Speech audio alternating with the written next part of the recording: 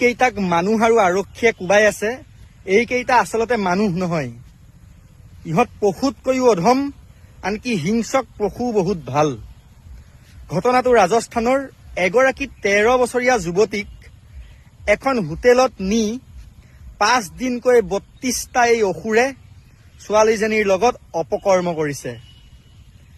13 বছৰীয়া ছোৱালী চাওক।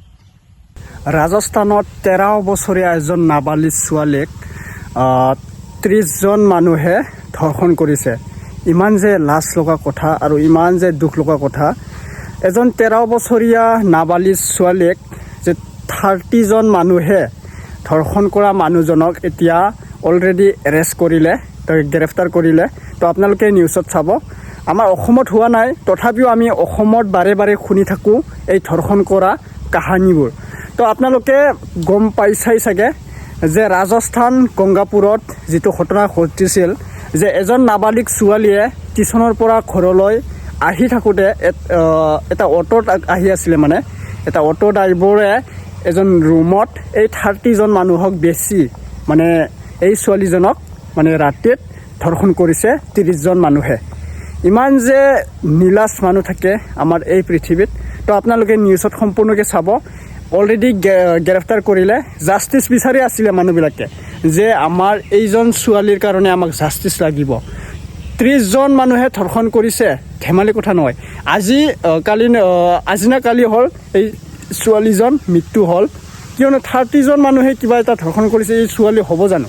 কোনো নহ'ব। এইকাৰণে এই ছোৱালীজন মৃত্যু হ'ল, বহুত দুখ লগা কথা। এতিয়া মইতো ভাবোঁ এনকাউণ্টাৰ কৰিব লাগিব। এই ধুৰন্ধৰ মানুহবিলাকক এনকাউণ্টাৰ কৰিলে মই ভাল পাম, কিয়নো এই পৃথিৱীত এইবিলাক মানুহ থাকি কোনো লাভ নাই। তাৰে পৰা এনেকুৱা বাঢ়ি যাব মানুহবিলাক যে সিহঁতক যদি এৰি দিয়ে আৰু বেলেগে ভাবিব আমি বেয়া কাম কৰিছোঁ বা আমি কি কৰিব নোৱাৰোঁ।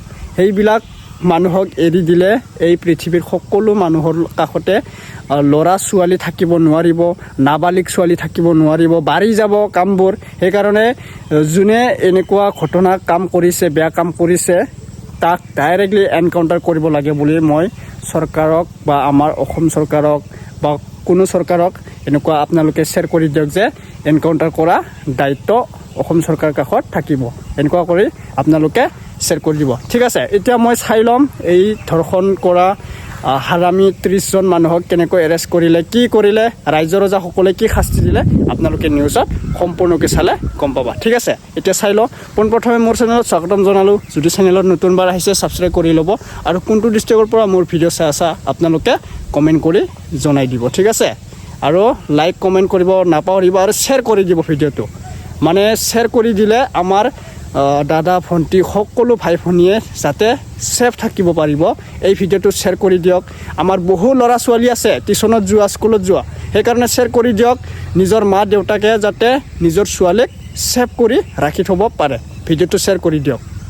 ঠিক আছে, চাই লোৱা ভিডিঅ'টো। এই যিকেইটাক মানুহ আৰু আৰক্ষীয়ে কোবাই আছে এইকেইটা আচলতে মানুহ নহয়। ইহঁত পশুতকৈও অধম, আনকি হিংসক পশু বহুত ভাল।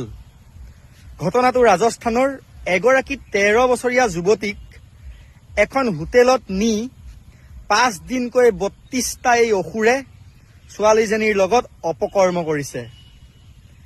13 বছৰীয়া ছোৱালী চাওক। কি আছে সেই ছোৱালীজনীৰ দেহত?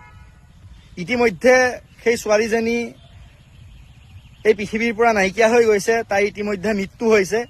কিন্তু এই অসুৰকেইটাক, এইকেইটাৰ বাবে ফাঁচী বা এনকাউণ্টাৰ একদম সৰু শাস্তি। আপোনালোকে নিজেই কওক, আজিৰ দৰে এইখন ভাৰতবৰ্ষত এনেকুৱা নৰপিশাচবোৰক কি শাস্তি দিয়া উচিত? সিহঁতৰ ইমান সাহস, সিহঁতৰ মগজুৱে কি কোলাইছে যে 13 বছৰীয়া ছোৱালীজনীয়ে এটা অটো ড্ৰাইভাৰৰ পৰা এঠাইৰ পৰা এঠাইত যাবলৈ উঠিলে, আৰু সেই ড্ৰাইভাৰটোৱে ধৰি নি এখন হোটেলৰ মালিকক ছোৱালীজনীক বিক্ৰী কৰি দিছে, আৰু 5 দিনত 32টাকৈ অসুৰে এই ছোৱালীজনীৰ লগত বেয়া কাম কৰিছে। চিন্তা কৰক, 32টা মানুহ নহয়, ইহঁত অসুৰ। গতিকে ইহঁতৰ শাস্তি কি হ'ব লাগে কমেণ্ট কৰক,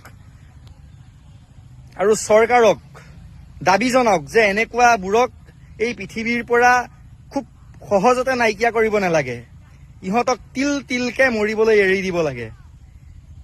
দেশ কঁপাই গৈছে, এই ঘটনাটোৱে গোটেই ভাৰতবৰ্ষ কঁপাই গৈছে, মানৱ সমাজক লজ্জিত কৰিছে।